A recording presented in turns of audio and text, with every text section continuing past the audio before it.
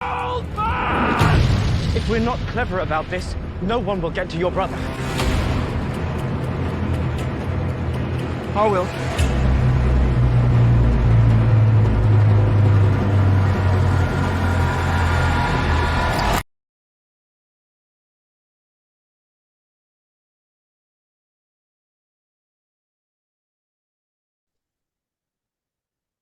¿Qué tal? Buenos días o buenas tardes a todos, en función, bueno, de en qué horario nos estén escuchando.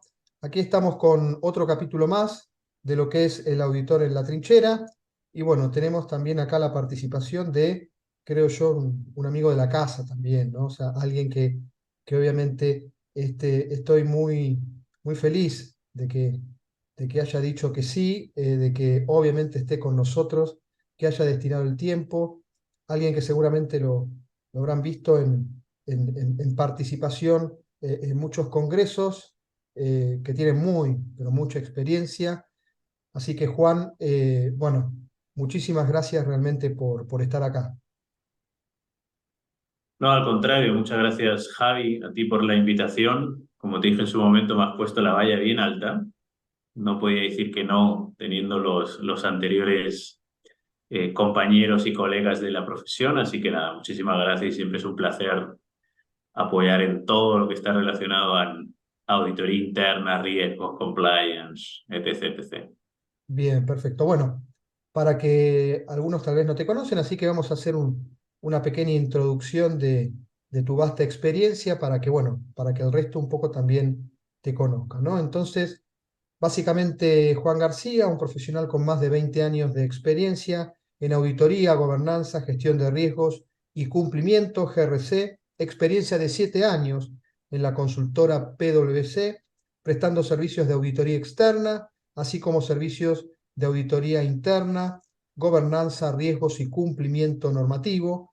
Cuenta con una amplia experiencia en diferentes sectores, tales como el sector financiero, servicios e industrial, experiencia en implementación de áreas de auditoría interna y compliance, con reporte directo a comités de auditoría y consejos de administración, licenciado en Administración y Dirección de Empresas y diplomado en Ciencias Empresariales por la Universidad Pompeu Fabra de Barcelona, en España, con especialidad en auditoría, máster en auditoría por la Universidad de Alcalá, Madrid, miembro del Instituto de Auditores Internos, experto en sistemas de gestión antisoborno en la norma ISO 37001, como implementador y como auditor, experto en identificación y evaluación de riesgos bajo metodologías ISO 31000 y COSO, y ponente de temas de ética y valores, y también principalmente director, en este caso, de Ethics, ¿no? Así que bueno, como vemos,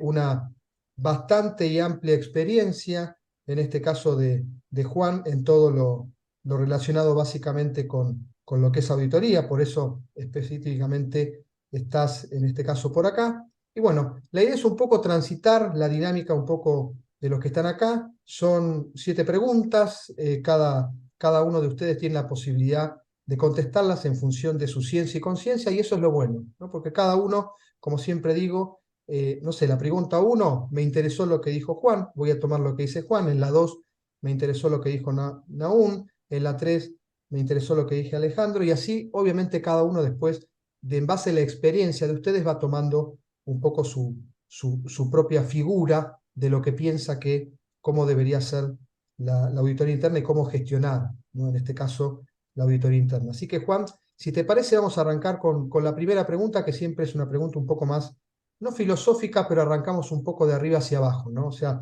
vemos un poco el perfil humano y después sí vamos un poco más a lo más frío del auditor, ¿no?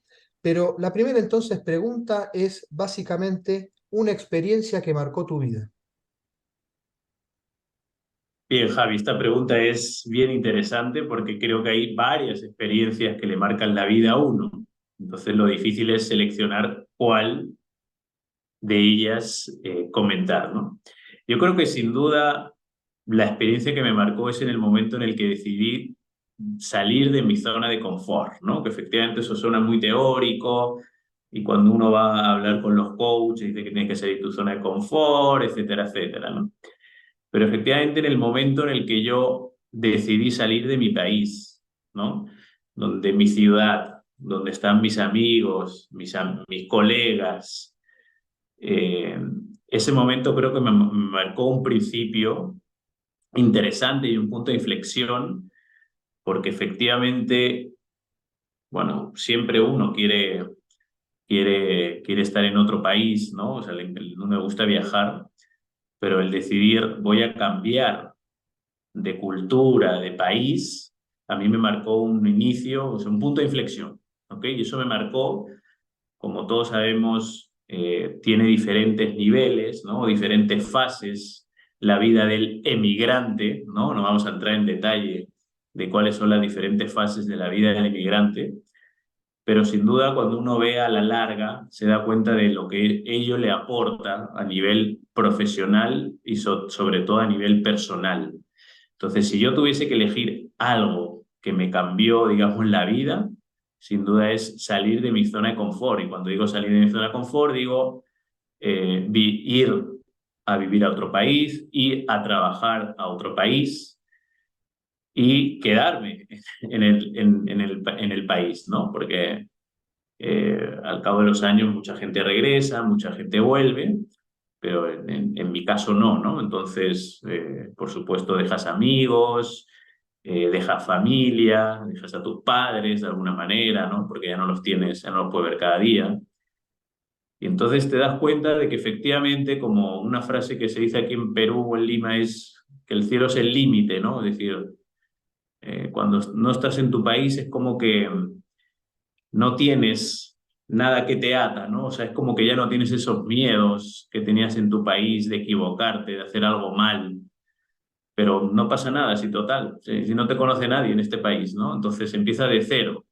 Entonces, sin duda, para mí me marcó, insisto, un antes y un después, un punto de inflexión, y efectivamente esa decisión no es que la tomes de un día para otro, por supuesto que no, porque ahí como sabes, en el caso de España vino la crisis financiera, la crisis económica, ¿no? O sea, temas exógenos que, bueno, que uno dice quizás sea el momento ahora de buscar otras alternativas, ¿no? Lo típico, ¿no? Un par de añitos y me regreso a mi país, que luego eso cambia, pero insisto que si yo tuviese que elegir algo que me cambió la vida, sin duda es salir de la zona de confort. Y parece ser que es cierto lo que dicen los coaches, ¿no? O los gurús, que realmente cuando empiezas a desarrollarte como persona es cuando realmente sales de esa zona de confort, ¿no? Y sin duda para mí estar en otro continente a 9.000 kilómetros, no conocer a nadie cuando vine, es decir, ir a los eventos y estar solo, me sentaba solo porque no conocía a nadie, ¿no? Ir a los institutos, todo el mundo se conocía entre ellos y yo no conocía a nadie, ¿no? Entonces, para mí, sin duda, ese punto de inflexión me marcó un antes y un después en mi vida personal y, por supuesto, por ende, en mi vida profesional, ¿no? Ahí justo digo, y nunca mejor la analogía, porque hablamos de zona de confort y creo que la mejor analogía es te fuiste de país, o sea, es como que Correcto. evidentemente, o sea, si uno dijera te fuiste de zona, obviamente te fuiste de tu terruño, de tu patria y te fuiste a otro, o sea que tal vez nunca mejor dicho el tema de zona de confort. Y otro concepto que se me asocia esto con zona de confort que vos mencionaste y obviamente que vos hablaste. Tal vez se me ocurre por ahí el concepto de resiliencia, ¿no? El concepto de obviamente, ¿no? Que tanto se habla a veces de la resiliencia, del auditor resiliente, un montón de aspectos, pero me imagino que en tu caso esto, ¿no? Como vos me decías, me siento solo, voy a un evento y estoy solo, tengo que construir una serie de amistades desde cero, ¿no? Eso también que tanto se habla del poder de la resiliencia, me parece que en tu caso también algo tuviste que desarrollar para poder de alguna manera enfrentar desde cero, ¿no? Todo. Sin duda, porque es desde cero, no es que empieces desde la mitad, no, no, empiezas desde cero. De hecho, como anécdota, yo me acuerdo cuando a los 3 meses yo conocí a mi esposa. De hecho, ese fue el motivo por el cual decidí quedarme, ¿no? Porque creo que el amor es lo que mueve el mundo. y el amor conlleva, digamos, toda una serie de circunstancias. Y efectivamente, ¿no? El hecho de decir, si yo me quiero quedar aquí y quiero desarrollarme profesionalmente, tengo que tener network y no tenía network, cero network, ¿no? No es como cuando estás en tu país, estás en Barcelona, llamas a tu amigo, llamas a tu colega, ¿sabes qué? Necesito que me ayudes con esto, que me ayudes con lo otro. Nadie. No es que nadie te ayude, es que no te conocen, ¿no? Entonces, te viene un desconocido a pedirte ayuda, pues no se la vas a dar así porque así, ¿no? Pero sin duda eso que dices es bien interesante, la resiliencia famosa.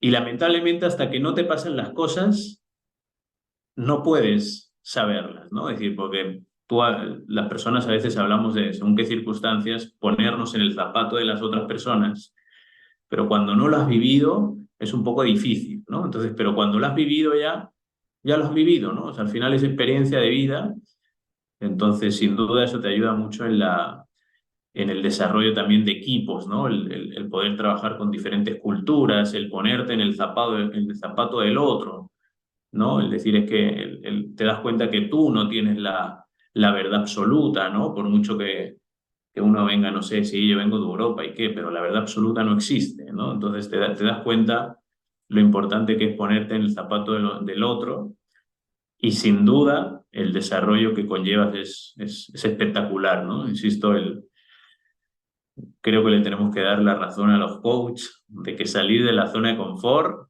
es una de las mejores cosas que puede hacer uno en esta vida, ¿no? Comparto, o sea, a ver, es un bagaje que obviamente después, bueno, vamos a tener otras preguntas, pero puede ser que esto que digamos que viviste vos, tal vez te termine ayudando en todo el resto, ¿no? En algunas preguntas que seguramente vamos a estar viendo. Pero bueno, entonces, obviamente una experiencia muy, digamos, disruptiva, cambian de cultura, todo eso que eso obviamente nos marca, nos ayuda, como vos decís, a enfrentarnos a un montón de cosas o pararnos en una óptica totalmente distinta. Y ahora vamos a ir a la segunda pregunta, ahora vamos a bajar un poco más ya a lo que es el auditor, ¿no? Entonces, esta es la experiencia, ¿no? ¿Por qué de alguna manera una experiencia que marcó tu vida? Y ahora, ¿por qué elegiste ser auditor? Bien, uno, ahora me voy a remontar más de 20 años atrás, es decir, cuando tenía 16 años, ¿no? Esa es la edad en la que uno habla con sus padres y dices, a ver, yo a qué me quiero dedicar, ¿no? Entonces, efectivamente, pues los padres te dicen un poco lo común, ¿no? Algo que te guste, pero también que te puedas ganar un poco la vida, ¿no? Porque si no, no te puedes ganar la vida, pues no va a ser algo, digamos, a largo plazo. Entonces yo decidí que yo quería estudiar algo o dedicarme a algo que esté totalmente relacionado con la ética y la integridad. Yo soy muy fanático de la lectura, como bien sabes, de los libros en papel, si puede ser, y de la filosofía, ¿no? Entonces yo cuando leía filosofía, la virtud, la ética, la integridad, y de las pocas profesiones que en aquellos tiempos yo veía que está totalmente relacionada a la ética, la integridad, era auditoría, ¿no? Y de hecho, si repasamos en el borrador de las normas globales de auditoría interna, que esperemos que el instituto lo saque a final de año, principio de 2024, nuestra primera norma es demostramos integridad. Y es la primera porque es la más importante, ¿no? Porque tenemos 53 normas, pero la primera es demostramos integridad. Entonces ahí yo creo que encontré, digamos, esa profesión, insisto, que era lo que estaba relacionado, que era lo que me gustaba a mí, que era la ética, la integridad, la filosofía, porque la otra era, me puedo dedicar a la filosofía. Pero dije, bueno, quizá me gano mejor la vida como auditor interno. Quizás en aquellos tiempos con 16 años uno se piensa que se va a comer el mundo y luego el mundo se lo come a él, pero es esa profesión que yo, insisto, relacionaba mucho con ser íntegro, es decir, tú no puedes ser un buen auditor interno si no eres íntegro. O sea, puedes ser te puedes dedicar a otras cosas, pero no a auditoría interna, ¿no? Entonces era como eso lo que me gustaba a mí, que era la filosofía y la integridad, con aquello que consideraba que además podía aportar un valor a las organizaciones, ¿no? Porque las organizaciones bien, cuando es una organización pequeña y yo soy el dueño de la compañía, yo puedo verlo todo. pero cuando ya es una organización muy grande, necesito unos ojos, ¿no? Unos ojos objetivos, unos ojos con integridad, que me diga si efectivamente la estrategia que yo aprobé en su momento la vamos a lograr. ¿Por qué? Porque estamos gestionando riesgos, pero de forma en base a unos valores también, ¿no? Porque recordemos que hoy en día no es solo importante el qué conseguimos, sino el cómo lo conseguimos. Y ahí entramos también los auditores internos, el cómo. Entonces, toda aquella análisis que me hice con 16 años, que uno se la hace con sus padres, me llevó a la conclusión de que efectivamente el puesto, digamos, que más se acomodaba a lo que yo buscaba era la auditoría interna, pero claro, estamos hablando del año 2000. Y justamente, ¿qué nos pasó en el año 2000? Efectivamente, revienta Enron y nos damos cuenta de que la importancia que tiene la integridad, la transparencia, ¿no? Algo tan crítico como eso, el no engañar y ser transparente y tener ahí, digamos, un profesional, en este caso auditor interno, que te vela porque esto se lleva a cabo. Entonces, sin querer, yo creo que ya hace más de 20 años, porque tengo 41 y te estoy hablando de cuando tenía 16, busqué yo mi Ikigai, ¿no? Ikigai, que es, si no recuerdo mal, que aquí lo tengo apuntado, es qué es lo que amas, ¿no? Que en ese sentido era la filosofía, Séneca, que es mi filósofo preferido, la integridad, la ética, lo correcto, la virtud. ¿Qué crees que el mundo necesita de ti, ¿no? Es decir, y justamente, insisto, pasó lo de Enron, por tanto el mundo necesitaba personas íntegras, éticas, ¿no? Que llevasen a las empresas a ganar dinero, o sea, obtener beneficio, pero sobre todo tener un propósito, ¿no? Porque el dinero al final es el combustible para llegar a ese propósito, ¿no?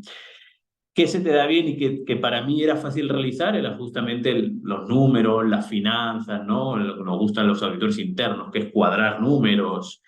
Los auditores internos somos muy cuadriculados, ¿no? Es decir, si yo tengo que, no sé, tengo que hacer una presentación dentro de 2 días, yo sé que en 24 horas tengo que tener tal cosa, en 48 horas tal cosa, ¿no? Entonces, eso me ayudaba mucho y al final es, como te dice Ikigai, ¿por qué te pagarían otras personas? ¿No? Insisto, por tener ese auditor interno que te vele por hacer las cosas bien y que llegues a ese propósito, pero en base a unos valores, ¿no? Es decir, no es que consigas el propósito de cualquier manera, sino a raíz de ser ético, íntegro, etc. Entonces, un poco contestando tu pregunta, Javiera, el mix entre lo que yo amaba, que era leer la filosofía y la integridad, con algo que veía que necesitaba el mundo, que era evitar casos de Enron, no pérdida de confianza, de que nadie se fíe de nadie. Entonces, ahí, en aquellos tiempos, yo no sabía, pero encontré mi Ikigai, ¿no? Hablando, dos cosas. Primero, bueno, como vos hablas de integridad y todo, y como vos mencionaste, yo creo que estas nuevas normas de auditoría identifican mucho tu filosofía porque de alguna forma están muy orientadas, como tú dices, en realidad, a que el primer elemento es integridad, ética, valentía, ¿no? Son cosas que a lo mejor estas nuevas normas pusieron sobre la mesa de cosas que realmente uno piensa que tiene que tener el auditor, ¿no? O sea que eso es así. Y el segundo, que hablas del Ikigai, yo en una charla anterior con Naún, un profesor, en este caso de recursos humanos, fue quien me introdujo un poco en esto, porque admito que no lo conocía tanto, pero bueno, en una clase, una vez que estuvimos, y me resultó, como tú dices, muy interesante, ¿no? Hacer lo que uno quiere hacer, lo que uno quiere hacer y realmente ayuda al mundo, o sea, de alguna manera encontrarse en eso que de alguna forma es lo que le da un propósito a la vida, a la vida de uno, ¿no? Eso no es un tema menor tampoco, porque si uno hace eso y logró esa sintonía de esa especie de ese flor de loto, ¿no? Que tiene así, que forma el Ikigai, uno de alguna manera ya está centrado en su propósito en la vida, ¿no? Está haciendo algo que realmente es por lo que cree que está convencido que se tiene que hacer, que va a ayudar a la comunidad y realmente es por lo que está convencido. O sea que si uno logra eso, ¿no? Y uno dice, esto es lo que me gusta, sinceramente hay un montón de gente que hace un montón de cosas que no les gusta hacer, y si uno tiene y además, bueno, obviamente le pagan por hacerlo, pues no lo hace gratis, pero además que uno lo pagan, obviamente es algo que uno disfruta en hacer y es el propósito de la vida, eso es algo importante. Así que en tu caso, Juan, que vos digas que la auditoría al final termina siendo tu propósito en la vida, es importante y seguro para muchos que seguramente ahora escuchan esto y que creo que muchos es edad como empezar a pensar, ¿no? Que uno quiere en la vida y que la profesión de auditoría tiene una serie de principios, ¿no? De ética, de integridad, de valentía, que son algo como, no diría, parece chiste, pero tipo héroes de Marvel, ¿no? Parece que, pero bueno, es así, ¿no? Así que en ese sentido es muy interesante. Y la otra pregunta que te quería hacer, pero específicamente en este caso la voy a variar un poco, conociéndote un poco y además por tu experiencia y tu experiencia en tu empresa actual como tal. La pregunta que te voy a hacer ahora es más que nada, ¿cómo es en este caso construir un departamento de auditoría interna desde cero? ¿No? Porque de las charlas que tuvimos sé que tal vez algunos otros tuvieron la posibilidad de tomar la posta de otros, pero en tu caso más que nada tiene un condimento adicional que es interesante, pues no siempre uno tiene la posibilidad de retomar el camino de uno, que a veces uno tiene que hacer el camino al andar, como dice Machado, ¿no? Se hace camino al andar, bueno, más o menos ese es el tema. Así que, Juan, si te parece, comentanos un poco esa experiencia de hacer desde cero una función de auditoría interna. Bien, te agradezco la pregunta, Javi, porque efectivamente, bueno, tú sabes que yo soy docente en varios cursos CIA a través de diferentes institutos de auditores internos y tú me acompañas en el CIA 3. Y una de las preguntas que nos suelen hacer, que es imposible contestarlas durante el curso porque nos demoraría unas cuantas horas, es cómo implemento el ARI, ¿no? Porque efectivamente el área de auditoría interna te puede venir dado, tú puedes ser el responsable el día de un área de auditoría interna que ya está implementado, pero puede ser el caso, por ejemplo, en Redondo, ¿no? Que en Redondo era una empresa que facturaba 300 millones de dólares y recién implementamos el área de auditoría interna, ¿no? Entonces, una empresa grande, 3.000 trabajadores, o sea, no era una empresa pequeña. Entonces, yo siempre lo primero que recomiendo es nuestro querido COSO, ¿no? En su versión 2013, que como sabemos ya lo están actualizando, que esperemos que dentro de poco ya tengamos la última versión o la versión más actualizada. El COSO, para mí la parte más importante es el entorno de control o el ambiente de control, ¿no? Es decir, hoy en día sabemos que el auditor interno no solo auditamos controles, ¿no? Controles es la última letra, que es la C, ¿no? Pero auditamos el GRC, ¿no? La governance, los riesgos y los controles. Entonces, tenemos que asegurarnos muy bien esa gobernanza, ¿no? Esa governance en la organización. Tenemos que asegurarnos muy bien que exista, bueno, en mi caso además, como un tema añadido es que es una empresa familiar, ¿ok? La empresa familiar tiene unas características diferentes. Entonces, mi primera recomendación era establecer un buen gobierno corporativo, ¿ok? Sobre todo para establecer, no perjudicar a los accionistas minoritarios, ¿no? Entonces, un buen gobierno corporativo, con un buen consejo de administración, con un buen directorio, con directores independientes, ¿ok? A poder ser más del 60% del directorio que sean directores independientes. Si ya tenemos el 40% de mujeres en ese directorio, ya muchísimo mejor, ¿ok? Tener un comité de auditoría que sea presidido por un director independiente y además experto en finanzas, digamos que redondea muy bien, digamos, ese entorno de control que se tiene que dar para que el auditor interno tenga un buen sponsor en la organización, ¿ok? Yo rescato un poco lo que dijo Naún, Javi, en la entrevista, que era, yo podía auditar hasta gratis, pero hay algo que tenemos que tener presente también, que en general no somos muy queridos los auditores internos, ¿ok? Yo espero que poco a poco o estoy percibiendo que sí, ¿no? Es decir, ¿no? Los responsables de área quieren ver al auditor interno porque quieren asegurar que sus procesos se ejecuten de manera correcta y que estemos efectivamente gestionando los riesgos, y esa mirada independiente y objetiva les ayuda muchísimo, ¿no? Pero todavía me atrevería a decir que existen otros profesionales que todavía no quieren ver al auditor interno, ¿no? Entonces, nos gusta o no, nos tenemos que ganar el cariño en la organización, ¿no? Entonces, si bien es cierto, tenemos que ser muy buenos técnicamente, es decir, somos muy cuadriculados, como tú sabes, incluso nuestras certificaciones nos exige 40 horas de capacitación mínimos al año, normalmente hacemos más, pero algo muy importante que tiene que tener el auditor interno son los famosos power skills, ¿no? O habilidades blandas, o como las queramos llamar, ¿no? Y eso es importante, ¿por qué? Porque cuando vamos a implementar un área de auditoría interna, insisto, vamos a tener a personas que nos quieren, ¿no? Que es nuestro jefe, nuestro presidente del comité de auditoría, nuestro CEO, nuestro gerente general, pero quizá vamos a tener a personas que no quieren tenernos en la organización, porque no quieren que auditemos los procesos, ¿no? Y hay que ser realista, porque hoy en día lo más difícil es aceptar la realidad, pero la tenemos que aceptar, ¿no? Entonces tenemos que saber mucho manejar y sabernos vender. Unas cosas, creo, Javi, que nos pasa o nos pasaba a los auditores internos es que no sabíamos vender. No sabíamos vender, cero, ¿no? Entonces, como no sabíamos vender, no sabíamos vender el área de auditoría interna, ¿no? Es decir, lo que aporta el área de auditoría interna, ¿no? Es decir, ¿por qué tienes que tener un área de auditoría interna en tu organización, ¿no? Y efectivamente te va a ayudar a conseguir tus objetivos, vas a tener un externo, bueno, un interno, pero que tiene esa visión independiente y objetiva.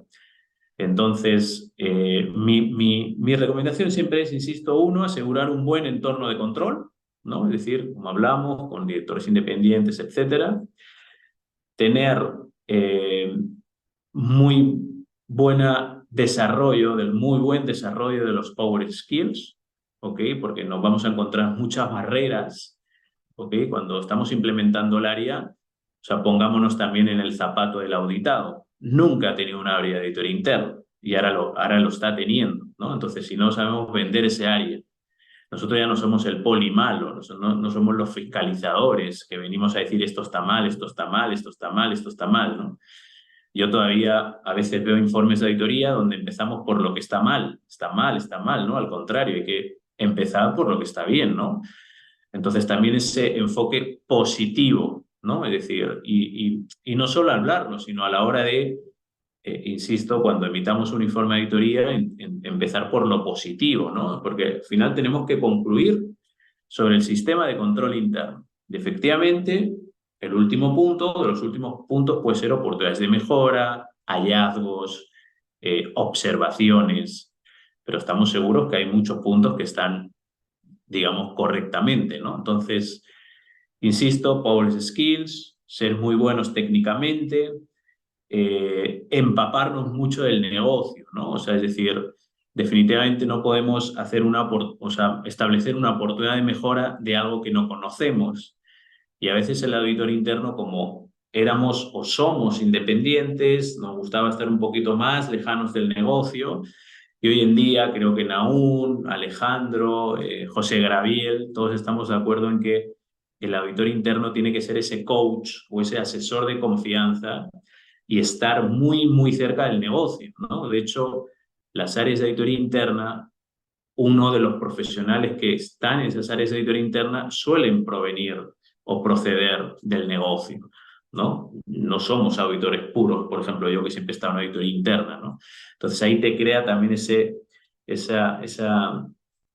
mix perfecto, ¿no? Es decir, conozco muy bien la auditoría, conozco muy bien cómo se audita, conozco muy bien las normas, tengo muchos bien desarrollados los power skills, o por lo menos los quiero entender, pero conozco también muy bien el negocio, ¿no? Conozco muy bien el negocio, sé dónde está el riesgo, sé por qué quizá algunos controles no los podemos implementar, porque claro, la teoría es muy bonita, nos pensamos que los recursos son ilimitados y es justo al contrario, ¿no? Cuando hacemos gestión de riesgo lo hacemos para priorizar recursos. Entonces, una de mis recomendaciones también cuando implementemos la auditoría interna es no agobiarnos por empezar a auditar, ¿no? Es decir, si tenemos que estar un año implementando el área, implementarlo en el entorno de control, vendiendo cómo va a aportar valor ese área de auditoría interna a la organización, hagámoslo, ¿no? Es decir, dediquemos un año completo que va a ser un win-win, ¿no? Donde nosotros vamos a entender mucho más el negocio, el auditado va a entender mucho más a qué se dedica el auditor interno y efectivamente ese valor añadido lo va a percibir muy bien y no simplemente va a ser lo que le envíe la encuesta y por quedar bien el auditado me va a poner que todo está bien, ¿no? Entonces, mi recomendación es esa, ¿no? Vayamos por partes, por supuesto conozcamos la metodología, estimulemos, motivemos a auditores internos certificados, ¿no? Porque creo que Nahum justamente lo definía muy bien, ¿no? Hasta que no eres CIA realmente no sabes lo que es la auditoría interna, por si acaso, ¿no? Entonces, sí, tienes nociones, etcétera, pero realmente cuando eres auditor interno certificado llegas a esa excelencia que necesitas para que tu área de auditoría interna sea de clase mundial, ¿no? Entonces, resumiendo, asegurar un buen entorno de control, tener pobres skills y no precipitarnos, ¿no? Es decir, estar por lo menos un año conociendo la empresa, vendiendo lo que es el área de auditoría interna y ser efectivamente ese asesor de confianza para que cualquier cosa que pase en la organización nos llamen. ¿Sabes qué, Juan? Auditoría interna, ayúdame, ¿no? A asegurar, digamos, estos riesgos. Por ejemplo, vamos a implementar un RP, tocamos la puerta de auditoría interna, ¿sabes qué? Acompáñame en este proceso de implementación de un RP porque yo sé que ustedes son expertos en riesgos y yo necesito gestionar estos riesgos porque es un proceso muy crítico, ¿no? Yo ahí, Juan, me quedo con tres cosas. Una que es importante, que a veces uno, en esa voluntad de que me dieron un departamento de auditoría interna, tengo que salir a la cancha, y es lo que vos decís. O sea, hagamos las cosas bien, ¿no? A veces uno tiene, seguramente piden que ya haga la primera auditoría, y como vos decís, empecemos a sentar todo el camino desde la gobernanza, desde arriba, desde abajo, y recién, cuando tengamos los cimientos, empecemos a hacerlo, ¿no? Eso me lo quedo claro. El segundo tema, que es cierto, y a veces uno, yo me acuerdo, cuando uno hacía un informe, a ver, en el informe uno dice lo que está mal, pero también lo que está bien. O sea, por ser auditor, podemos decir que están las cosas bien, no tenemos ese problema. Y de hecho, obviamente, si detectamos cosas bien, enhorabuena a todos, ¿no? Porque te felicito, porque esto está bien y te comparto que seguí haciéndolo bien, ¿no? Porque obviamente es así. Y el otro elemento que yo recordaba, que en un momento, me acuerdo un artículo que escribí, un ensayo, algo, que era cómo medir el valor agregado de la función de auditoría, que es algo también que está con venderse, que a veces es muy difícil, ¿no? Ventas es fácil, ventas vendió, te pone un número de venta, el CFO te dice, genial, toma tu presupuesto, bien hecho. Auditoría es difícil, ¿no? Poder de alguna forma demostrar, ¿no? Es más indirecto, directo. Obviamente uno tiene que venderse y saber demostrar, ¿no? Porque, como yo decía, al final del día, en una empresa, por más que todos piensen que la auditoría externa es genial, si uno no demuestra su peso preponderante dentro de la organización, no va a tener presupuesto y al final del día se va a ir licuando. Y cuanto menos peso tenga, obviamente menos poder de decisión, de un montón de cosas. O sea que eso también está atado, como vos decís, al venderse bien y al demostrar eso, ¿no? Que uno es un elemento fundamental, ¿no? Y demostrarlo, y qué es lo que aporta uno, ¿no? Y de todo esto que mencionás, obviamente, y bueno, obviamente implementamos un departamento de auditoría interna, nos dijiste un poco los lineamientos que vos aplicaste para tu empresa en Redondos, pero a ver, las empresas y lo que siempre pasa es, manejan crisis, ¿no? A veces, obviamente, y si yo lo comentaba con Nahum, si nosotros queremos ser el asesor de confianza, y bueno, nos van a llamar, porque si de alguna manera nos pudimos sentar en esa mesa y ser confidentes, cuando en algún momento en Redondos te diga, mira, tenemos este problema, se van a dar vuelta y decir, llámelo a Juan, a ver qué hacemos, ¿no? Entonces, acá viene la otra pregunta que yo generalmente hago, es, ¿cómo te enfrentás vos a una situación de crisis? Bien, cuando tenemos una situación de crisis, lo importante es habernos preparado antes y eso lo tenemos que tener muy claro. De hecho, por eso hacemos gestión de riesgos, ¿no? Cuando vemos la gráfica de una crisis, ¿no? Es decir, estamos tranquilos, empieza a subir, está en el punto álgido y luego empieza a bajar, ¿no? Es decir, es como la campana de Gauss o la distribución normal. Lo importante, insisto, es habernos preparado cuando estamos tranquilos, ¿no? Por eso esas preguntas de qué pasaría si, ¿no? Por ejemplo, en Perú, al ser un país sísmico, pues 2 veces al año hacemos un simulacro de sismo. Yo en España nunca lo había hecho, ¿no? Y yo me acuerdo de la primera vez que fui a un evento del Instituto de Auditores Internos y explicaban dónde estaban las salidas de emergencia, yo me quedé, uy, tengo miedo, ¿no? Pero no, simplemente era parte de que el riesgo, ¿no?, de que suceda es mucho más alto que, por ejemplo, en España, ¿no?, que no es un país sísmico. Entonces, lo primero, y creo que lo comentaba antes, aceptar las realidades, aceptar si nos hemos preparado antes o no. Porque si no nos hemos preparado, en España se dice que corremos como pollos sin cabeza. ¿Ok? Es decir, un pollo sin cabeza, pues sabemos cómo corre, ¿no? Es decir, entonces, primero aceptar la realidad. Si nos hemos preparado bien, pues efectivamente vamos a estar tranquilos, efectivamente nerviosos por la situación de crisis, pero digamos de alguna manera ya lo habíamos prevenido, ¿no? Es decir, de las 2, 3, 4, 5 opciones, alguna ya la puedo utilizar. Por el contrario, si no nos hemos preparado, aquí como siempre es el que tiene más experiencia, ¿no? Es una especie de ChatGPT, ¿no? Es decir, la persona que tiene más experiencia, que normalmente es el gerente general, ¿no? Incluso el que tiene más edad, ¿no? Entonces tiene que hacer algo similar a lo que hizo en su momento y suponiendo que como salió bien, pues va a salir bien, ¿no? Entonces, insisto, mi recomendación siempre es hacer esa gestión de riesgos cuando estamos tranquilos, ¿ok? ¿Por qué? Porque luego ya vamos a saber que tenemos 3, 4 opciones que podemos utilizar, que las testeamos incluso y que funcionaron, entonces simplemente es replicar el tema, ¿no? Entonces, insisto, es analizar todas esas opciones que vimos y verlo. Por otro lado, eh, efectivamente, si no nos hemos preparado, pues lo típico, ¿no? La persona que tenga mayor responsabilidad es la que va a tomar la decisión.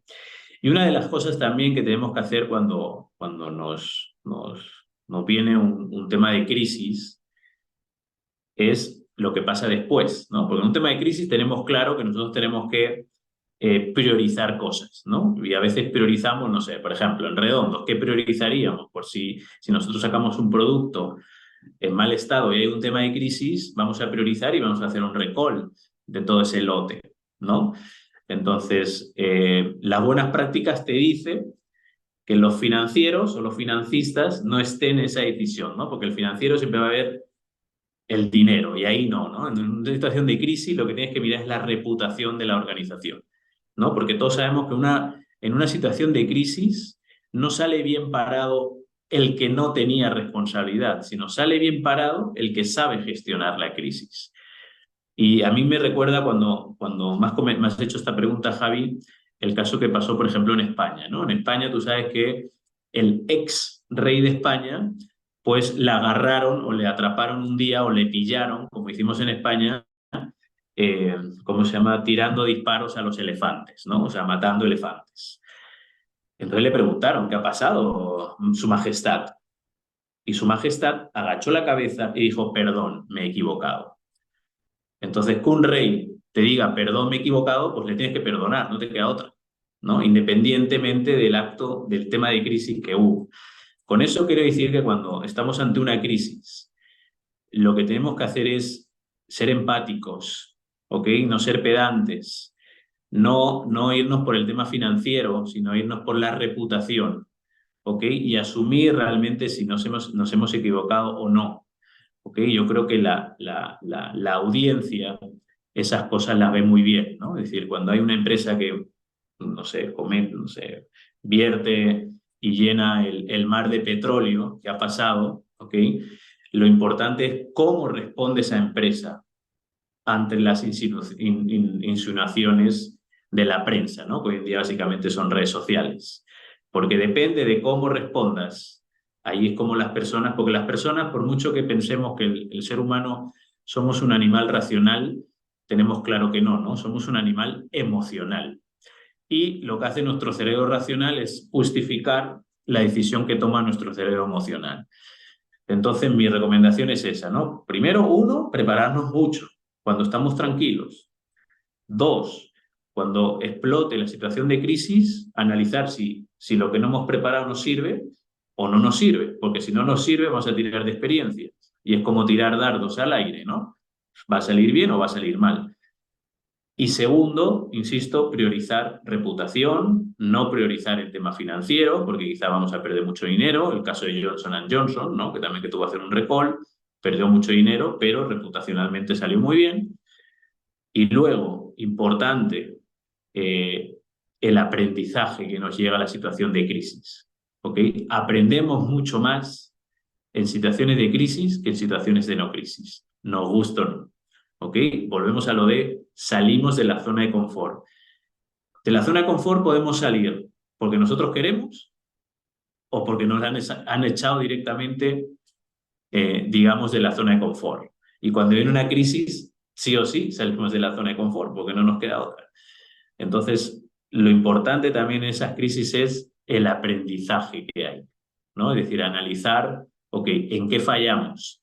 ¿Qué podemos mejorar para que efectivamente la siguiente vez no tengamos el mismo error? Y aquí me viene un poco la definición que yo escuché de auditoría interna hace 20 años, que era análisis presente del pasado para prevenir el futuro, ¿no? Entonces, volvemos un poco a eso, ¿no? Es decir, el aprendizaje que nos lleva a esas situaciones de crisis. Yo creo que estamos todos de acuerdo en que cuando vino la pandemia 2020, ¿okay? Y tenías que empezar a utilizar el Zoom, y tenías que empezar a utilizar todo, o lo utilizabas o te quedabas fuera de juego. Y aquí no tenías, no, voy a hacer un cursito el siguiente mes, no, no, no. O sea, en ese momento tú tenías que reunirte con tu equipo a través de una solución tecnológica, ¿no? Entonces, es un aprendizaje muy rápido, una crisis, y tenemos que aprovechar ese aprendizaje, ¿no? Yo ahí me quedo con dos temas, ¿no? Que destaco de lo que vos comentaste. Primero, ese ciclo de mejora continua que vos decís, ese aprendizaje, ¿no? O sea, además de la crisis de tener experiencia y práctica y un montón, también es una cuestión de tomar de la crisis que tal vez, como vos decís, y siempre pasa, ¿no? Las situaciones de crisis son las que no queremos, pero seguramente son las que aprendemos más, ¿no? Yo recuerdo en el 2020 yo justo estaba en una universidad y nos tocó a nosotros pasar de un entorno de dictado presencial a todo por Teams, ¿no? Y eso fue de una semana para la otra porque en este caso en la Argentina, hubo un decreto que el lunes dijo, ya nadie va a trabajar, están todos en cuarentena, ¿no? Y la universidad dijo, igual nosotros vamos a estar, digamos, de forma virtual, o sea, la universidad no para, ¿no? Y ahí fue como, de alguna manera, de un clic para otro, tomar de una herramienta que no conocíamos mucho a 6 meses después ser especialistas en Teams. Y en el medio, obviamente, transpirando lo que cualquiera para tratar de alguna forma, poder aprender de esa herramienta. Ahora, si tú me dices, si yo hubiera querido de alguna manera coordinadamente hacer el curso, todo, todavía estoy aprendiendo Teams, ¿no? Porque entre que esto, el otro. Ahora, en lo que aprendí en 2 semanas, por una cuestión de tener que hacerlo, eso no me lo quita. Entonces es justo lo que vos decís, ¿no? A veces esas situaciones sacan de la zona de confort, como vos decís, pero tal vez son las que mejor uno aprende, ¿no? Uno siempre, y tiene esas anécdotas, ¿no? Si es una anécdota buena, que todo termina bien, siempre se acuerda ahí, me acordás cuando tuvimos este problema en Redondo, bla, bla, bla, pero te acordás y sí, lo hicimos así, y al final te queda la experiencia y que sí lo pudimos resolver, y después queda como algo que te queda como grabado acá, ¿no? Una situación en la cual pudimos resolverla. Así que me quedo con eso, de alguna forma, de que el aprendizaje muchas veces y las crisis son salidas de zona de confort, pero si sale todo bien, obviamente si la empresa no quiebra, termina siendo una buena experiencia, ¿no? Así que eso me quedo totalmente, ¿no? Y hablando un poco, bueno, ya vimos un poco el tema de crisis, etcétera, y otra de las preguntas que generalmente les hago acá a los participantes es básicamente, bueno, crear un departamento desde cero, vos ya lo hiciste, pero bueno, estamos más o menos en agosto, septiembre, bueno, ya en algún momento viene, digamos, la tarea de armar el plan de auditoría del próximo año, ¿no? Que acá obviamente, si uno vino siguiendo cada uno de los que fueron pasando, el plan de auditoría anual, no digamos anual, porque obviamente ya no es anual, es iterativo, bueno, eso tal vez ya más o menos lo fuimos viendo porque la realidad implica que no podemos hacer algo de un año para el otro, sino que tenemos que constantemente estar actualizándolo. Pero bueno, en el caso tuyo, te toca, en este caso, armar tu plan de auditoría para el 2024. ¿Cuáles son los aspectos que vos, Juan García, tendrías en cuenta para armar ese plan de auditoría del 2024? Bien, lo primero sin duda es actualizar nuestro mapa de calor, ¿no? O sea, impacto, probabilidad, pero tener claro, porque al final, insisto, ¿no? Gestión de riesgos es priorizar recursos. Yo voy a gestionar riesgos porque quiero priorizar recursos, tengo que saber cuáles son los riesgos más críticos para mi organización, ¿no?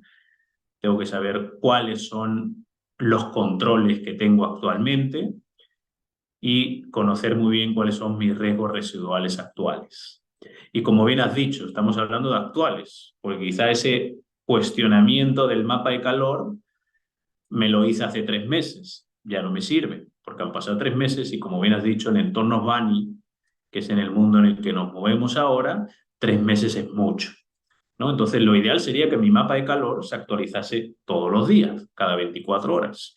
Si lo tengo así, perfecto. Si no, lo que tengo que hacer es, insisto, actualizar mi mapa de calor, mi mapa de riesgos, insisto, tener claro cuáles son los riesgos más críticos de la organización. Luego, por supuesto, tengo que revisar aquellos informes tan interesantes que saca el instituto, el Risk in Focus, que como sabes, este año la buena noticia es que lo vamos a tener aterrizado a nivel mundial, incluso a nivel LATAM, porque yo como anécdota recuerdo que cuando hablaba con algunos colegas también de profesión, claro, los riesgos eran, en Europa pasa esto, ¿no? Efectivamente, claro, estamos en un país globalizado, pero quizá lo que pasa en Europa, pues aquí no va a llegar a los 3 meses, la idiosincrasia es diferente, ¿no? La gran renuncia en Estados Unidos, bueno, sí, claro, en Estados Unidos la gran renuncia, pero en países latinos donde el régimen laboral es muy estricto, bueno, la gente dice, yo prefiero quedarme antes que renunciar, ¿no? Entonces, o sea, a lo que voy es que está bien utilizar, digamos, estos documentos, el World Economic Forum, que siempre saca sus riesgos. Me gustaría que lo sacase un poquito antes, porque recuerda que siempre lo sacan en enero, entonces ya nuestro plan ya está caminando. Pero bueno, eso te da un poco la idea de, ok, este es mi mapa de calor, estos son lo que se está auditando a nivel mundial. Por supuesto, tú eres experto en esto, en tema de ciberseguridad, que creo que es el top one y va a ser el top one durante años, porque todo hoy en día es tecnología, el ChatGPT, cómo aplica el ChatGPT, qué riesgos tiene el ChatGPT, quién de la organización está usando el ChatGPT, nosotros lo estamos utilizando, qué riesgos son, qué oportunidades existen. Una de las cosas que yo creo que no es una moda, porque a veces se escucha como una moda y para nada es una moda, es el tema de sostenibilidad, ESG, ¿no? Es decir, la doble materialidad, cómo me impacta esos factores de ESG en mi organización, cómo impacto yo en el planeta, ¿no? ¿Qué estoy haciendo para reducir la emisión de gases de efecto invernadero en el planeta? Por lo tanto, eso también lo tengo que incorporar a mi plan. El tema de la cultura, ¿no? Por ejemplo, eh, hay un estudio que dice que solo el 40% de las áreas de auditoría interna audita la cultura, ¿no? Entonces, no tiene mucho sentido que auditemos logística, compras, sin enfocarnos en la parte cultural, ¿no? En la parte ética, en la parte de integridad. Por eso a veces en la auditoría interna nos enfocamos en la C, en los controls, pero no, o sea, empecemos por la G, la R, la C, ¿no?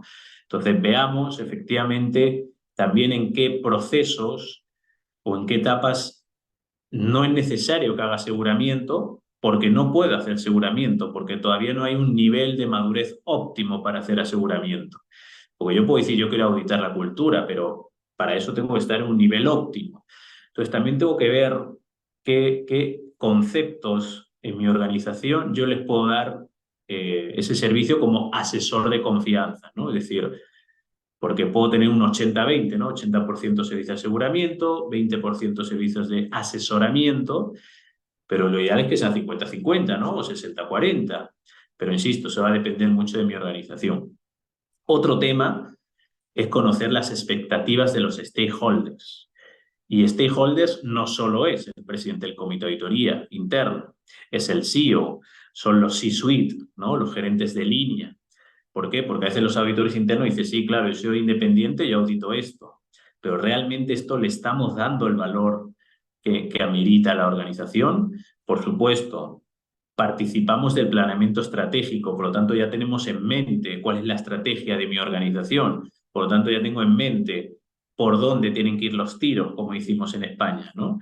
O sea, es decir, el participar del planeamiento estratégico nos ayuda a ver qué realmente necesitamos auditar, ¿no? Entonces, insisto, mapa de calor actualizado, riesgos emergentes, expectativas de los stakeholders, bueno, luego un poco los criterios, ¿no? Es decir, realmente debería auditarlo todo, ¿no? Es decir, no todo lo voy a auditar todos los años, por supuesto, porque tengo recursos limitados. Es más, no sería eficiente si lo auditase todo, pero sí que tengo que asegurarme que en una estrategia de 2, 3, 4, 5 años yo audite todo, ¿no? Entonces eso también lo tengo que tener presente, porque sin duda es algo importante también de cara a mi organización. Y bueno, y lo que tú has dicho, Javi, ¿no? Es decir, el, el plan de auditoría, que efectivamente ya no se debería llamar plan anual, se tendría que cuestionar por lo menos cada 3 meses, ¿ok? ¿Por qué? Porque tenemos que auditar a la velocidad del riesgo y todas esas cuestiones que ya sabemos y ya se han comentado anteriormente, y no ser, ¿cómo se llama? No está escrito en piedra el plan de auditoría, ¿no? Es decir, saber un poco adaptarnos a lo que nos está pidiendo nuestra organización, y eso lo vimos en el COVID, ¿no? O sea, yo creo que nadie a partir del 16 de marzo del 2020 continuase con su plan de auditoría, ¿no? Porque las prioridades eran otras. Entonces, ese cisne negro, que parece ser que no era tan negro, lo tenemos que tener en cuenta siempre, ¿no? Es decir, insisto, como bien has dicho ahora, nos vamos a planificar qué vamos a auditar el próximo año o los próximos meses, pero cada 3 meses nos vamos a cuestionar si realmente vamos en buena dirección, no vamos en buena dirección, y sobre todo qué servicios de asesoramiento le estoy dando a mi organización, ¿ok? Es decir, que cada vez que salga algo nuevo, pues esté ahí el CEO que nos toque la puerta o el presidente del comité de auditoría. ¿Sabes qué? Yo sé que ustedes son expertos en gestión de riesgos, no sé, ayúdame. Por ejemplo, en Perú, como sabes, el 13 de mayo se actualizó la ley de responsabilidad penal de la persona jurídica, ¿no? Eso que en Argentina, discúlpame, no sé cuántos delitos amerita, en Chile son 200, en Perú son 30, en España también son más de 35. Entonces tengo que ver si yo como auditor, mi organización ya tiene un modelo de compliance, digamos, de escala mundial, y si no, tengo que, digamos, hacer ese asesoramiento, ¿no? Siempre, efectivamente, manteniendo la independencia, la objetividad, ¿no? Que son características del auditor interno. Pero insisto, siempre, siempre estar muy cerca del negocio, efectivamente, ¿no? Es ese, el ver qué realmente le preocupa, porque a veces, insisto, el auditor interno somos independientes, empezamos a auditar lo nuestro y nos vamos un poco por la tangente, y claro, como somos muy cuadriculados, queremos cumplir con nuestro plan de auditoría, ¿no? Queremos, como dices, esos indicadores de que efectivamente tengo que llegar al 100% de mi plan de auditoría, y no, o sea, como bien dijo en este caso, creo, no sé si fue Alejandro o José Gabriel, nosotros no damos valor cumpliendo el plan.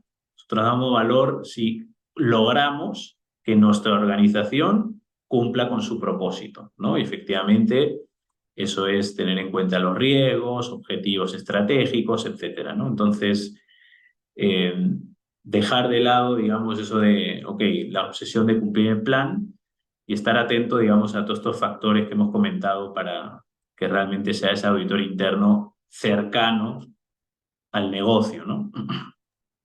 Coincido, coincido y obviamente si vamos por lo que vos decís, lo enlazamos con algunas de otras preguntas que tenemos, que es del valor agregado, ¿no? Porque si no, hacemos un plan anual de auditoría que obviamente es de nuestro laboratorio, ¿no? Y obviamente nos cierra para nuestros teóricos ahí, griegos ahí en el panteón, viendo lo que tienen que hacer con sus túnicas, pero no les sirve a la polis, al pueblo que está ahí también, ¿no? Entonces, obviamente eso es importante. Y lo otro que me quedo, que a veces es cierto que uno tiene, vos comentaste GRC. una vez le da un poco más, más ímpetu y énfasis a esa C, no controles. Pero hay también, hay un R y hay un G, un governor, que también tienen que formar parte de todos si queremos hacer un plan integral y no basarlo tanto en ese componente solo de ver riesgos, sino que hay otra cosa, ¿no? Y en función a tu experiencia, obviamente, y sé que sos una persona que te gusta leer, que lees mucho material del Instituto de Auditores, que tiene material de sobra. Invito, obviamente, yo también a veces, que hay mucho material de lo que quieran, inteligencia artificial, esto, el otro, o sea, quien es socio del Instituto de Auditores tiene en el Instituto Global mucho material muy interesante. Pero ¿cómo ves la auditoría? Ponte en 5 años, en 10 años. De hecho, el Instituto de Auditores Global está haciendo esa visión de auditoría 2035, eso, 2032, no sé qué número es, ¿correcto? pero bueno, está haciendo esa visión. Bueno, eh, por vos, Juan García, ¿cómo ves la auditoría más o menos en 7 años adelante?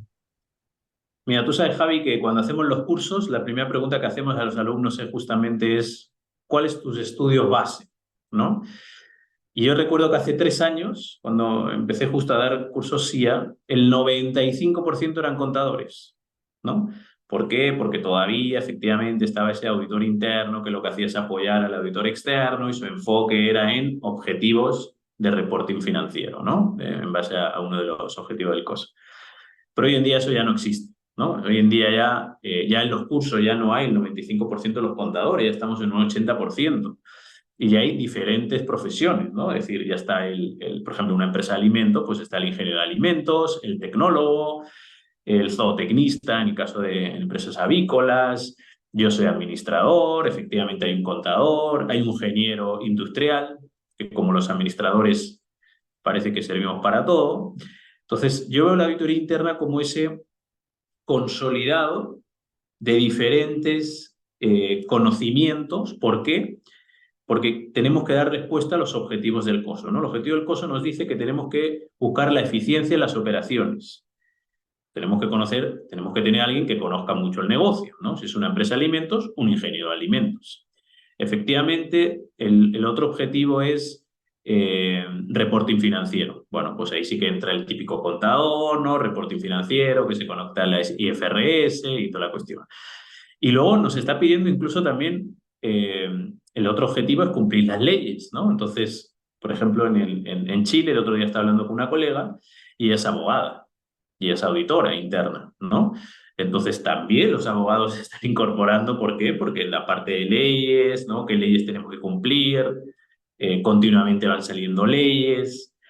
Efectivamente, como hemos dicho al principio, un TI, ¿no? O sea, alguien experto en que hable el tema TI, ciberseguridad.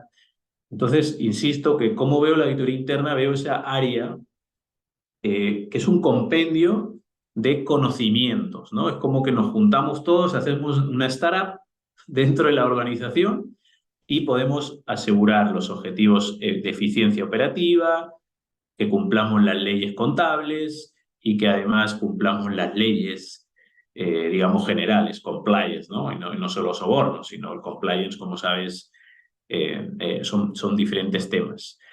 Entonces yo veo justamente, porque a veces decían, no, yo estoy estudiando contabilidad y auditoría, ¿no? O sea, auditoría en verdad no es que sea relacionada a la contabilidad, sino auditoría es, me voy a ir a la universidad y diferentes profesiones van a acabar dentro del área de auditoría interna.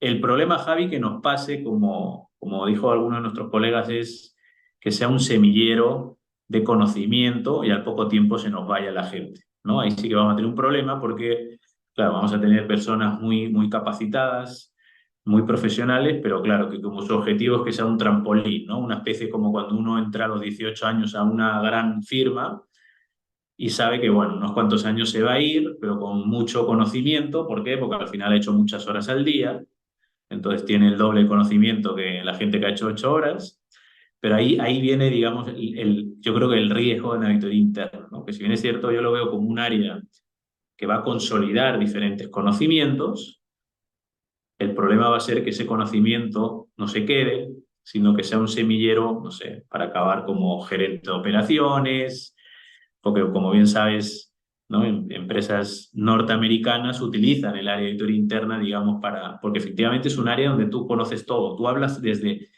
con el practicante que acaba de entrar y hablas con el dueño de la compañía, el presidente del directorio. Y yo creo que eso no te lo da ningún cargo en la organización. Te diría que ni incluso el gerente general, porque el gerente general no sé cuántas veces podrá tener el tiempo de hablar, digamos, con practicantes y gente de menor experiencia, ¿no? Entonces, un poco la respuesta a tu pregunta es, yo lo veo justamente como ese área donde vamos a consolidar todos los conocimientos y efectivamente ya no vamos a ser ese auditor fiscalizador, que solo vemos estados financieros, solo vemos números, solo nuestro enfoque es fraude, ¿no? Como antiguamente que yo quiero contratar a un auditor interno para que me detecte fraude, ¿no? Entonces, todas esas cositas poco a poco ya van cambiando, efectivamente ya van cambiando, ¿no? Ahí justo vos dabas el ejemplo, creo yo, eh, con uno de los participantes anteriores. Yo le comentaba, eh, él me comentaba en Estados Unidos que es cierto que obviamente el auditoría interna es el trampolín, pero a mí me llamaba la atención que el actual CFO de Sara fue, Correcto. en este caso, el director de auditoría interna, ¿no? Entonces es como una especie de semillero y creo que ambos coincidimos. Yo estoy absolutamente seguro que auditoría interna es uno de los sectores que da un conocimiento integral del resto. Tenemos la posibilidad, el deber de conocer a toda la organización si lo queremos hacer bien la auditoría. Y eso obviamente te da un background mucho más grande que si estás en el área de compras, ventas, que obviamente serás un genio en lo que haces, pero no tienes esa visión integral que al final del día es la que se necesita. Pero como tú dices, también es un riesgo por el tema este de la rotación, ¿no? Que no veas gente que va pasando, ¿no? Y que no puedes, yo creo que daba en la otra charla un ejemplo de, por ejemplo, los clubes de fútbol de Argentina, que cuando más o menos alguien ya se destaca, lo compra Europa, lo compra otro país, listo, ¿no? Viene con los euros y listo. Y entonces el pobre director técnico de vuelta tiene que volver, o en este caso el pobre CAE tiene que volver a reconstruir ese conocimiento, ¿no? Entonces eso es, sinceramente, tal vez el desafío, ¿no? De cómo hacer que no se genere esa rotación. Bueno, mira, Juan, tenemos la última, dos preguntas. Nos leo una pregunta y después te voy a dejar, obviamente, librada la palabra como para que des un cierre o quieras un poco aportarnos un poco más de lo que pienses o sientas, ¿no? Pero la última pregunta oficial, en realidad, sería, ¿qué le dirías a cualquier otra persona que está pensando en la auditoría interna como futura profesión, ¿no? ¿Por qué? Bueno, un poco lo que acabas de comentar, ¿no? El entrar en auditoría interna te va a permitir conocer toda la empresa, todas las áreas de la empresa y te va a permitir hablar, conversar, escuchar a todas las personas de la empresa. Y eso no te lo va a permitir en ningún otro cargo en cualquier organización, ¿no? Entonces, para mí ese es el mayor valor añadido que te da auditoría interna.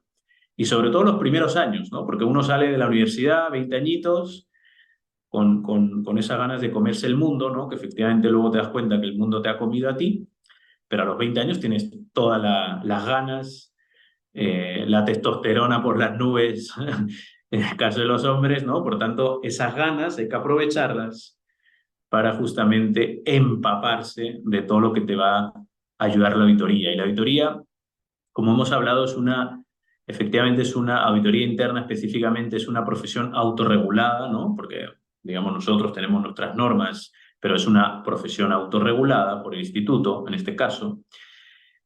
Nos ayuda a ser muy meticulosos, ¿ok? Y ser meticuloso es importante, porque luego en el día a día te ayuda mucho, ¿no? Es decir, uno va a hacer un viaje y prácticamente es raro que no haya calculado hasta el último minuto, ¿no? Entonces, que mi esposa me dice, bueno, no hace falta calcularlo todo, ¿no? Sí, sí, nosotros somos auditores, ¿no? O sea, ¿a qué hora vamos a salir de casa? ¿Vamos a llegar al aeropuerto? ¿Vamos a llegar a este hotel? ¿Vamos a tomar este taxi? ¿No? Entonces, ¿por qué? Porque continuamente estamos obsesionados con que no se materialicen los riesgos, ¿no? Entonces, te ayuda también en tu día a día. Insisto, y hay que aprovechar los primeros años que uno va con todas las ganas de aprender, tiene todo el tiempo a veces del mundo, que luego se da cuenta que con 40 ya no tienes tiempo. Entonces, eso te lo va a dar la auditoría interna. Y me atrevería a decir que no otras profesiones no te dan, digamos, ese bagaje, sobre todo al principio, ¿no? Sobre todo al principio, insisto, pues el primer día ya puedes estar hablando con el gerente general, con el gerente financiero, ¿no? Entonces, eso creo que no te lo va a dar otra profesión, ¿no? Perfecto, Juan. Bueno, y ya, bueno, ya para cerrar oficialmente, no sé si querés compartir con la audiencia algún pensamiento final, alguna reflexión que quieras hacer como para ya ir cerrando esta charla. Bueno, yo en mi pensamiento siempre va en que lo importante, insisto, de la auditoría interna es la integridad y en verdad es un propósito en esta vida, ¿no? Porque al final es como cuando uno da charlas de ética e integridad, eh, siempre piensa, las acciones que estoy haciendo, ¿se las podría contar a mi hijo? ¿Me sentiría cómodo? ¿Me sentiría a gusto contándole las cosas a mi hijo? Entonces, si la respuesta es que sí, es que estás siendo íntegro, ¿no? Porque no le estás ocultando nada a tu hijo. Cuando me refiero a hijo, me refiero a hija, que son las personas que uno más quiere en esta vida, por supuesto, junto a su esposa, ¿no? Pero creo que eso es importante, ¿no? Y ese propósito de vida creo que está muy relacionado, insisto, a la auditoría interna. Cuando nosotros auditamos algo, no solo auditamos, insisto, que el control sea efectivo y esté bien diseñado. Nosotros vamos muy atrás. Nosotros vamos a la integridad, a hacer bien las cosas, ¿correcto? Entonces, eso creo que es lo importante de la auditoría interna y en nuestro día a día, ¿no? Porque no hay nada mejor que acostarse todos los días sabiendo que uno ha hecho las cosas correctas y ha hecho las cosas bien, ¿no? Entonces se acuesta tranquilo, relajado y duerme bien. Entonces, creo que eso es importante como propósito de vida de cada uno. Y como siempre decíamos en su momento, creo que también en auditoría interna no sabemos cuánto tiempo vamos a estar en las organizaciones, ¿no? Porque no era como antes, que la gente se tiraba 30 años en las empresas. Pero yo creo que cuando uno entra a la organización como auditor interno y se va de la organización, se da cuenta que ha dejado un buen legado, ¿no? Han habido mejoras, ha tenido ese enfoque de integridad, de hacer las cosas bien. Entonces se va contento como diciendo, hemos hecho las cosas bien y bueno, ahora esperemos que el siguiente, el auditor interno que venga, por supuesto, también mantenga nuestra norma, como bien has dicho, de demostrar integridad, que es la norma 1.1, ¿no? Además, como has dicho, de ser valiente, porque nos gusta o no, el auditor interno tenemos que decir verdades difíciles y como dice nuestro querido Jorge Vadillo, a veces el auditor interno tenemos que ir con el currículum debajo del brazo, ¿ok? Y eso es importante también tenerlo claro, que tenemos que decir verdades difíciles, pero eso es parte de nuestra profesión, ¿no?